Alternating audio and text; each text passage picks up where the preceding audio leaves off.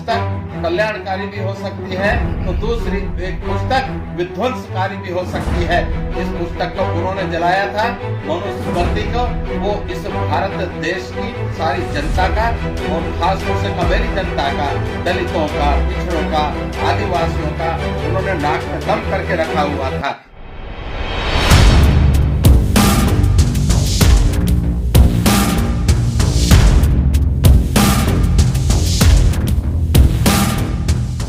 Baba Saheb doctor Ambedkar की दूरदृष्टि, उनकी विद्वता, उनकी शिक्षा, उनका पौरुष, बौद्धिक पौरुष, उसका प्रमाण यह है। यदि बाबा साहेब डॉक्टर अम्बेडकर संविधान सभा में ना जाते तो इस देश को लोकतंत्र कभी भी नसीब ना होता, और लोकतंत्र नसीब ना होता तो one man one value one vote वाला सिद्धांत भी हमें प्राप्त ना होता।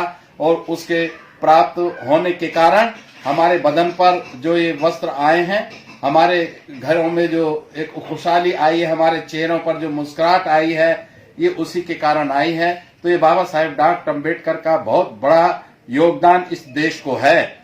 इस देश में जो असली लड़ाई है वो भारतीय संविधान और मनुरचित मनुस्मृति के बीच में है। बाबा साहेब डॉक्टर अम्बेडकर ने 1927 की 25 दिसंबर को जब मनुस्मृति जलाई थी तो खाली वो जलाकर ही आराम से नहीं बैठ गए थे, उन्होंने एक नई स्मृति रचने का भी संकल्प लिया था। और वो संकल्प उनका पूरा हुआ 26 नवंबर 1949 को, जिस दिन उन्होंने इस नई स्मृति को भेंट किया देश के राष्ट्रपति डॉक्टर राजेंद्र प्रसाद को। वो जो पहले वाली स्मृति थी वो उसको क्यों जलाया? बाबा साहेब डॉक्टर अम्बेडकर तो महान बुद्धिवादी थे, महान पुस्तक प्रेमी थे, महान पुस्तक रचयिता थे।